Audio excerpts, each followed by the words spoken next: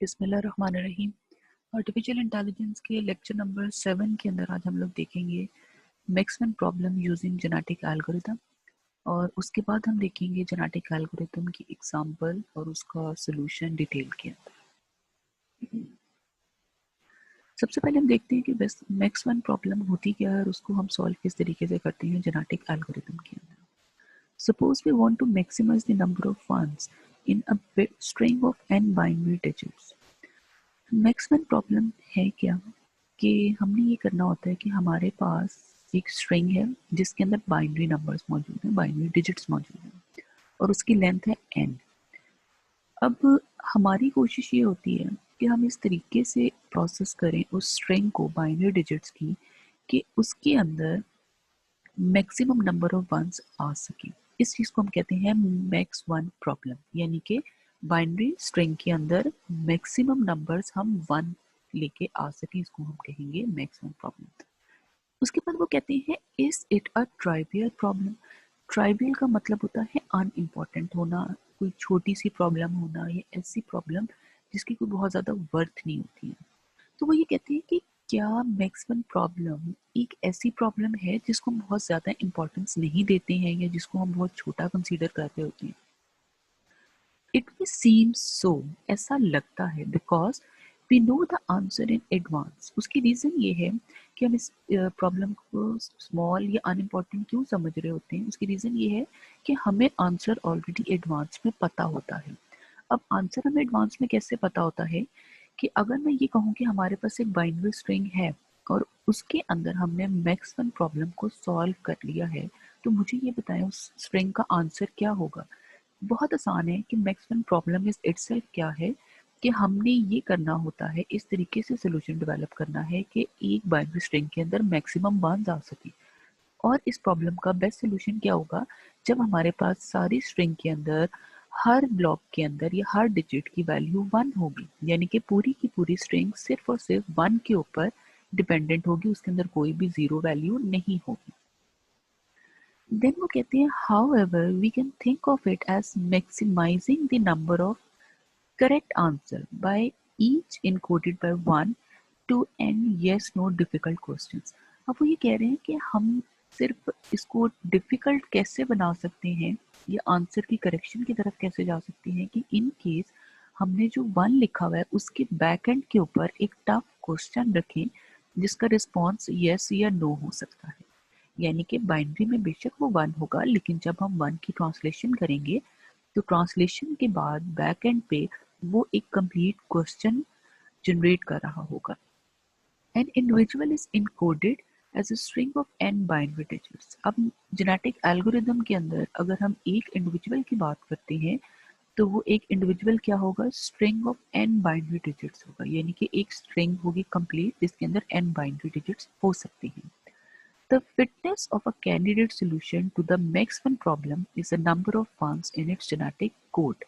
अब इसका सोल्यूशन क्या होगा कि हमारे पास जो भी बाइनरी स्ट्रिंग लास्ट में आएगी उसके अंदर जितने ज़्यादा नंबर ऑफ वंस मौजूद होंगे उसके जेनेटिक कोड के अंदर, वो पर्टिकुलर कैंडिडेट उतना ही ज़्यादा फिटेस्ट होगा या स्ट्रॉन्ग कैंडिडेट होगा।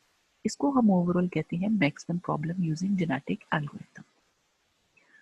अब हम चलते हैं अपनी प्रॉपर कंप्यूटेशन प्रॉब्लम की तरफ जिसका सोल्यूशन हमने निकालना है यूजिंग जेनेटिक एल्गोरिथम। ये थोड़ा सा मैथमेटिकल है, इसको हम देखते हैं।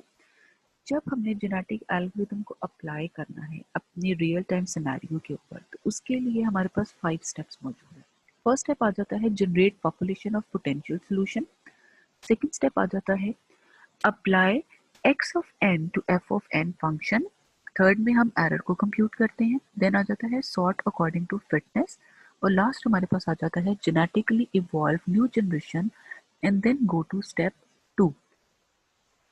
ये तो थोड़े से वो स्टेप्स थे जिनको हमने बारी बारी डिटेल में देखना है। अभी सबसे इम्पोर्टेंट ये यहाँ पे मैंने स्टैरिक लगाया हुआ है, ये इम्पोर्टेंट क्या है कि हमारे पास एक t की वैल्यू होगी जो यहाँ पर अकॉर्डिंग टू दिस क्वेश्चन हमने 4 सेट कर दी है। क्वेश्चन के अंदर इन केस जब आपके पास आएगा तो t की वैल्यू ऑलरेडी मौजूद होगी, प्री डिफाइंड होगी।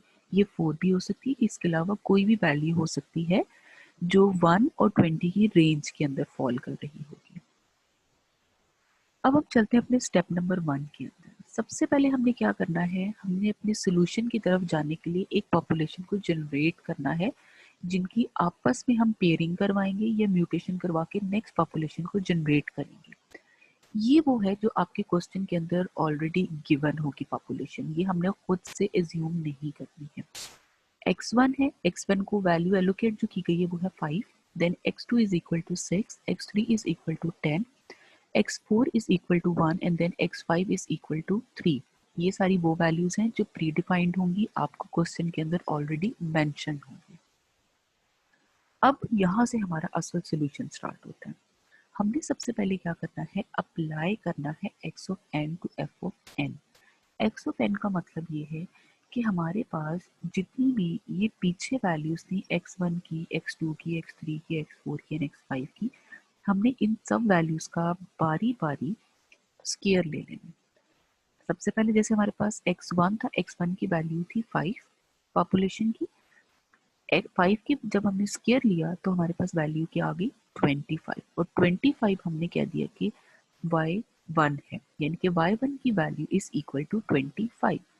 देन x2 की वैल्यू हमारे पास क्या थी, हमारे पास थी 6, और 6 का जब हमने स्केयर लिया तो 36 आ गया, और y2 क्या बन गया अब हमारे पास 36। उसके बाद नेक्स्ट था हमारे पास x3, x3 की वैल्यू थी 10, 10 का जब हमने स्केयर लिया तो वैल्यू आ गई 100 और ये y3 बन गया। देन x4 की वैल्यू थी 1, और 1 का जब स्केयर लिया तो वो 1 ही रहा, और ये हमारे पास आ गया y4। उसके बाद x5 की वैल्यू थी हमारे पास 3, और 3 का जब हमने स्केयर लिया तो वो 9 आ गया, यानी कि वो बन गया हमारे पास y5।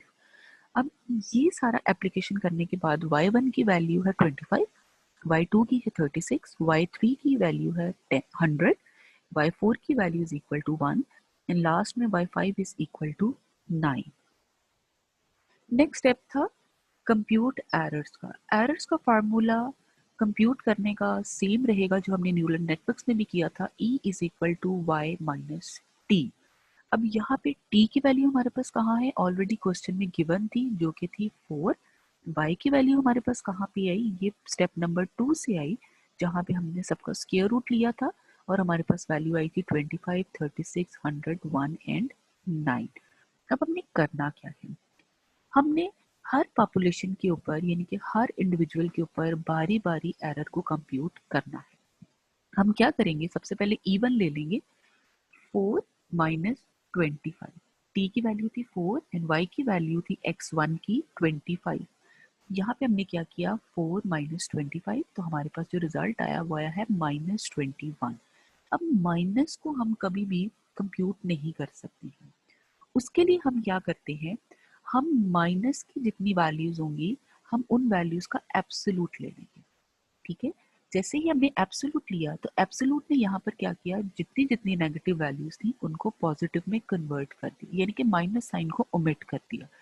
तो माइनस 21 आफ्टर एब्सोल्यूट क्या बन गया, 21 बन गया। देन E2 की वैल्यू कैसे कैलकुलेट होगी, 4 माइनस 36, जब 4 में से 36 को माइनस करेंगे तो हमारे पास आंसर क्या आएगा, माइनस 32। अब माइनस 32 अगेन नेगेटिव वैल्यू है, और जब हम E2 का एब्सोल्यूट लेंगे तो माइनस की वैल्यू अगेन पॉजिटिव के अंदर कन्वर्ट हो जाएगी और आंसर हमारे पास क्या आ जाएगा, पॉजिटिव 36, 32। फिर E3 की वैल्यू हमने इसी तरह से कंप्यूट करनी है, 4 माइनस 100, तो ये माइनस 96 था, एब्सोल्यूट अप्लाई करेंगे तो 96 आ जाएगा। देन E4, 4 माइनस 1, तो ये हमारे पास आंसर 3 आता है, पॉजिटिव 3। अगेन अगर आप इसके ऊपर एब्सोल्यूट कर भी देते हैं तो नो चेंज होगा वैल्यू में, वो आपका 3 का 3 ही रहेगा। और लास्ट E5 हमने कैलकुलेट करना है तो 4 माइनस 9 है, और ये रिजल्ट हमारे पास आएगा माइनस 5। माइनस 5 का अगेन जब हम एब्सोल्यूट लेंगे तो ये पॉजिटिव में कन्वर्ट हो जाएगा और आंसर हमारे पास आ जाएगा 5। अब हमने नेक्स्ट स्टेप में क्या करना है, बल्कि यहीं पर हम क्या करेंगे, हमारे पास जितनी भी ये वैल्यूज आई हैं इनको हमने असेंडिंग ऑर्डर में थोड़ा सा सॉर्ट कर देना है। असेंडिंग ऑर्डर में सॉर्ट करने का मतलब ये है कि हम इनकी फिटनेस के अकॉर्डिंग इनको सॉर्ट कर देते हैं, यानी कि जिसकी वैल्यू सबसे कम है वो सबसे ऊपर, और जिसकी वैल्यू सबसे लास्ट है, सबसे मैक्सिमम है, वो लास्ट में चला जाएगा। We sort individuals according to errors having less value is placed first. अब यहाँ पे क्या हुआ, ये 3 था, 96 था, 32 था, 21 था एंड देन 5 था। ये सारी वो वैल्यूज थी जो एरर कैलकुलेट करने के बाद थी, और एरर की वैल्यू जिसकी जितनी कम होगी वो पर्टिकुलर स्पीशी उतना ही ज्यादा फिटेस्ट होगा इस पॉपुलेशन के अंदर। तो यहाँ पर 3 हमने कैलकुलेट किया है x4 का, उसके बाद 5 एरर कैलकुलेट किया है हमने x5 का, देन 21 कैलकुलेट किया है हमने x1 का, 32 कैलकुलेट किया है x2 का, और 96 कैलकुलेट किया है हमने x3 का। तो हमने इनकी सॉर्टिंग किस तरह से करनी है, 3 क्योंकि सबसे कम एरर इसने जनरेट किया, तो इसका मतलब ये है कि ये सबसे ज्यादा स्ट्रॉन्ग इंडिविजुअल है, फिटेस्ट इंडिविजुअल है। तो हम क्या करेंगे, x4 को सबसे टॉप पे रखेंगे, देन x5 आएगा। यहाँ पे आप देखें x4, then x5, then x1, x2 and x3। अब आप ये देखो कि मैंने x1, x5, x4, x5, x1, x2 and x3 की कौन सी वाली वैल्यूज लिखी है। ये मैंने वो इंडिविजुअल की वैल्यूज लिखी हैं जो मुझे क्वेश्चन के अंदर यहाँ पर स्टेप नंबर 1 में मेंशन थी। आप लोगों ने ये गलती बिल्कुल भी नहीं करनी है कि यहाँ पे जो आप एरर कंप्यूट करने के बाद वैल्यूज निकाल रहे हैं, इनको कभी भी आपने आगे प्रोसीड नहीं करना है। अक्सर स्टूडेंट्स ये गलती बहुत ज्यादा कॉमनली करते हैं कि वो एरर कैलकुलेट करते हैं और एरर कैलकुलेट करने के बाद ये जो वैल्यूज आई इनको आगे प्रोसीड कर देते हैं फर्दर प्रोसेसिंग के लिए। ये गलत हो जाएगा। उसकी रीजन ये है कि हमने ये वैल्यू सिर्फ इस पर्पस के लिए निकाली है ताकि हम हर इंडिविजुअल का एरर रेट जनरेट कर सके, और एरर रेट जनरेट करने से क्या होगा, हमने इसकी फिटनेस का पता चलेगा कि कौन सा इंडिविजुअल सबसे ज्यादा फिट है या स्ट्रॉन्ग है अच्छे ऑफस्प्रिंग पैदा करने के लिए। तो यहाँ पे जिसका एरर रेट जितना कम होगा वो उतना ज्यादा फिटेस्ट होगा। सिर्फ हमने एरर कैलकुलेशन का काम यहाँ तक करना है। अब एरर जब कैलकुलेट किया जिसका कम था, उसी की वैल्यू जो ओरिजिनल वैल्यू थी उस इंडिविजुअल की जो क्वेश्चन में मेंशन थी, हमने वो वाली वैल्यूज को लेके आगे प्रोसीड करना है। x4 की 1 थी, x5 की 3 थी, x1 की 5 थी, x2 की 6 थी एंड x3 की 10 थी। अब यहाँ पे हमने एक बड़ा इंपॉर्टेंट काम किया। आप देखिए आपको आगे बाइनरी वैल्यूज नजर आ रही होंगी। 1 की वैल्यू मैंने लिखी है 0001, 3 की वैल्यू है 0012, 11, देन इसी तरह से 5 की है, 6 की है, 10 की है। अब ये वैल्यूज हमारे पास कहाँ से हैं? ये वैल्यूज हमारे पास आई हैं इस टेबल में से, बाइनरी टेबल के अंदर से। ये वही टेबल है जो हम शुरू से करते हैं बाइनरी डिजिट्स का, कि 4 डिजिट्स होते हैं। जब 000 होगा तो वो 0 होगा, और लास्ट में जब 1111 होगा तो इसका मतलब है 15, या हम उसको आम रूटीन में f पढ़ते हैं। तो हमने इस बाइनरी टेबल को जरूर यहाँ पे रखना है। अब हमने क्या किया, इस बाइनरी टेबल के अंदर अपने x1, x2, x3, x4 और x5 की वैल्यूज जो डिजिट्स की फॉर्म में थी, न्यूमेरिक फॉर्म में थी, वो देख देख के उसको बाइनरी डिजिट्स को लिया और यहाँ पे हम प्लेस करते गए। x1 की वैल्यूज टेबल में जो थी हमने वो लिख दी, x3 की वैल्यूज टेबल में जो थी हमने वो लिख दी, x5 की जो थी वो लिखी, x6 की लिखी एंड देन 10 की वैल्यू लिखी। उसके बाद हमने क्या करना है, ये हमारा लास्ट स्टेप और ये बड़ा इंपॉर्टेंट स्टेप है, जिसके अंदर हमने क्या किया है, जेनेटिकली इवॉल्व न्यू जनरेशन। अब यहाँ पे अगर क्वेश्चन के अंदर आपको पेयर्स का कहा गया है, तो पेयरिंग हमने किस तरीके से करनी है। पेयर्स हम तब करते हैं जब हमने क्रॉसओवर को अप्लाई करना होता है, और पेयरिंग के लिए हमने क्या करना है, आप यहाँ पे देखो हमने इसको according to error rate sort कर लिया था। x4 सबसे ऊपर था, फिर x5 था, x1 था, x2 और x3 था। अब पेयर्स हम कब बनाते हैं, हमेशा दो दो की वैल्यूज उठाते हैं। यहाँ पे हमने क्या करना है, पहला पेयर जब हम लेंगे तो वो x4 और x5 का बन जाएगा, क्योंकि ये दोनों सबसे टॉप पे थे। x4 और x5 का बन गया। उसके बाद x4 को छोड़ देंगे और उससे नेक्स्ट दो का पेयर पकड़ लेंगे। अगला पेयर यानी कि पेयर नंबर 2 बनाने के लिए हमने x5 और x1 ले लेना है। फिर अगला पेयर बनाने के लिए हम उससे अगला ले लेंगे x1 और x2, और लास्ट पेयर नंबर 4 हमारा x2 और x3 का बनेगा। यहाँ पे आप देखो सबसे पहले था x4 और x5 था, इन दोनों का पेयर बना दिया। फिर हमने x5 और x1 का बना दिया। फिर हमने x1 और x2 का बना दिया and then x2 and x3 का बना दिया। ये हमारे पास टोटल 4 पेयर्स बनते हैं। अब हमने क्या करना है, हमने इन 4 पेयर्स के साथ, आप राइट साइड वाली जरा फिगर देखें, हमने इन 4 पेयर्स को बारी बारी क्या करना है, इनकी वैल्यूज को कन्वर्ट करना है बाइनरी के अंदर। x4 की वैल्यू क्या थी हमारे पास, यहाँ पे अगर आप देखो x4 की वैल्यू थी 1, x5 की 3। हमने क्या किया यहाँ पे, अगेन x4 की वैल्यू को कन्वर्ट कर दिया बाइनरी के अंदर, x5 की वैल्यू को कन्वर्ट कर दिया बाइनरी के अंदर। इसी तरह से पेयर नंबर 2 के अंदर x5 की वैल्यू को कन्वर्ट किया बाइनरी में और x1 की वैल्यू को कन्वर्ट किया बाइनरी के अंदर। उसी तरह से x3 के पेयर्स को हमने बाइनरी में कन्वर्ट किया और x4 की पेयर्स की वैल्यूज को बाइनरी में कन्वर्ट किया। अब उसके बाद मैंने नेक्स्ट स्टेप क्या किया है, आपको ये हाईलाइटेड एरिया नजर आ रहा होगा, 4 बिट्स में से दरमियान वाली 2 बिट्स को हमने आपस में क्रॉस ओवर किया है।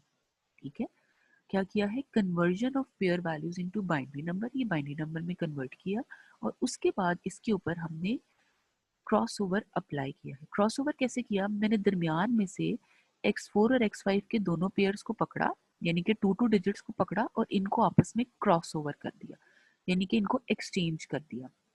नीचे वाले x5 के 0 1 ऊपर चले गए, x4 के साथ मिल गए और x4 के 0 0 जो थे वो नीचे वाले 0 1 की जगह पे प्लेस हो गए और बाकी जो लेफ्ट और राइट वाली बिट्स थी वो अनचेंज रहेंगी, उनको हमने बिल्कुल भी चेंज नहीं करना।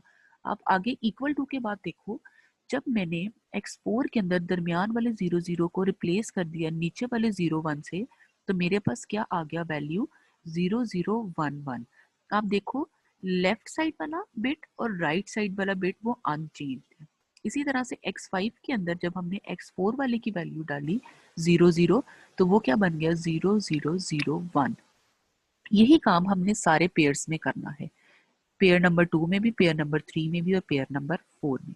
उसके बाद क्या करेंगे, अब ये जो न्यू जनरेशन की वैल्यूज हमारे पास आई हैं, ये है हमारे पास न्यू ऑफस्प्रिंग्स। पहले वाले थे पुराने वाले ऑफस्प्रिंग्स, पुराने इंडिविजुअल्स जिनका हमने पेयर बनाया, उसके बाद इनके ऊपर हमने क्रॉसओवर अप्लाई किया। क्रॉसओवर अप्लाई करने के बाद ये हमारे पास अब न्यू जनरेशन अराइज हुई है, यानी कि न्यू ऑफस्प्रिंग्स आई है। अब हमने क्या करना है, इन ऑफस्प्रिंग्स के ऊपर थोड़ी सी टेक्निक यूज करनी है कि हमने इनमें से सेलेक्ट करना है कि फिटेस्ट कौन सा है।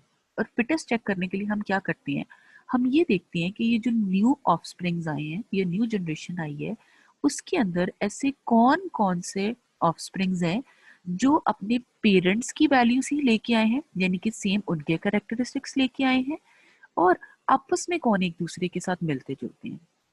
सबसे पहले हम क्या करेंगे, हम ये चेक करेंगे कि ये सारे ऑफस्प्रिंग्स जो आए हैं इनको इनके पेरेंट्स के साथ मैप करेंगे। यानी कि हमारे पास ये जो थी, आप देखो लेफ्ट साइड वाली, ये मेरी वो क्वेश्चन वाली वैल्यूज थी, यानी कि ये पेरेंट इंडिविजुअल्स थे। और राइट साइड के अंदर जो बाइनरी में कन्वर्ट किए हैं वो क्या है, वो न्यू ऑफस्प्रिंग्स हैं बाइनरी वाले। बाइनरी वालों को कन्वर्ट कर दिया किसके अंदर, मैंने यहाँ पे देखिए, मैंने कन्वर्ट कर दिया अगेन डिजिट्स के अंदर। 3 आ गया, 1 आ गया, 5 है, 3 है, 7 है, 4 है, 2 है और 14 है। अब हमने क्या करना है, हमने ये चेक करना है कि ये जो 3 1 5 3 7 4 2 और 14 है, इनमें से कौन कौन सा ऑफस्प्रिंग अपने इन सारे पेरेंट्स वाले जो इंडिविजुअल्स हैं उनमें से मैच करता है। सबसे पहले देखो 3 ऑफस्प्रिंग आया है, 3 क्या हमारे क्वेश्चन वाले किसी भी पेयर के साथ या ऑफस्प्रिंग के साथ मैच करता है, यस करता है x5 के साथ। x5 की जो वैल्यू है और जो न्यू ऑफस्प्रिंग आया है 3, उसकी सेम वैल्यू, तो इसका मतलब है कि ये फिटेस्ट नहीं है, ये तो वही सारे कैरेक्टर्स अपने पेरेंट के लिए आया है, इसके अंदर अपना कोई नया कैरेक्टर नहीं है, तो हमें इसकी जरूरत नहीं है। हमने इसको क्या किया, हमने इसको डिस्कार्ड कर दिया। हमें सिर्फ वो ऑफस्प्रिंग्स चाहिए यहाँ पे जिनके अंदर कोई अपना नया फीचर इवॉल्व हुआ है, ताकि वो पिछले पेरेंट से ज्यादा स्ट्रॉन्ग या फिटेस्ट हो। तो अब हमने क्या किया, 3 को भी डिस्कार्ड कर दिया क्योंकि वो रिपीटेड वैल्यू थी अपने पेरेंट वाली। देन 1 आ गया, 1 भी अगेन x4 के पास ऑलरेडी है वैल्यू, इसको भी हमने क्या किया, डिस्कार्ड कर दिया क्योंकि ये भी रिपीटेड वैल्यू है। देन पेयर नंबर 2 में आई, तो आप देखो 5 है, 5 भी ऑलरेडी रिपीट है, x1 की वैल्यू है यहाँ पे क्वेश्चन के अंदर, तो हमने इसको भी क्या किया, डिस्कार्ड कर दिया। और नेक्स्ट आता है 3, 3 भी अगेन, एक तो 3 उसी ऑफस्प्रिंग के अंदर भी मैच कर रहा है जो पहला ऑफस्प्रिंग था पेयर नंबर 1 के अंदर, और x5 पेरेंट के साथ भी मैच कर रहा है। तो इसके अंदर तो अपनी कोई नई प्रॉपर्टी नहीं थी, रेपिटेशन बहुत ज्यादा थी, हमने इसको भी क्या किया, डिस्कार्ड कर दिया। तो आप ये देखो पेयर 1 के अंदर भी जो हमने क्रॉसओवर अप्लाई किया उससे कोई भी नया ऑफस्प्रिंग जनरेट नहीं हुआ। इसी तरह से पेयर 2 के अंदर भी कोई नया ऑफस्प्रिंग जनरेट नहीं हुआ, हमने उनको क्या किया, सिंपली डिस्कार्ड कर दिया। फिर हम आते हैं पेयर नंबर 3 के अंदर। पेयर नंबर 3 के अंदर जो नए ऑफस्प्रिंग जनरेट हुए हैं वो है 7 और 4। अब 7 और 4 को अगर हम अपने क्वेश्चन के अंदर देखें तो यहाँ पे ये वैल्यूज हमें नहीं मिली।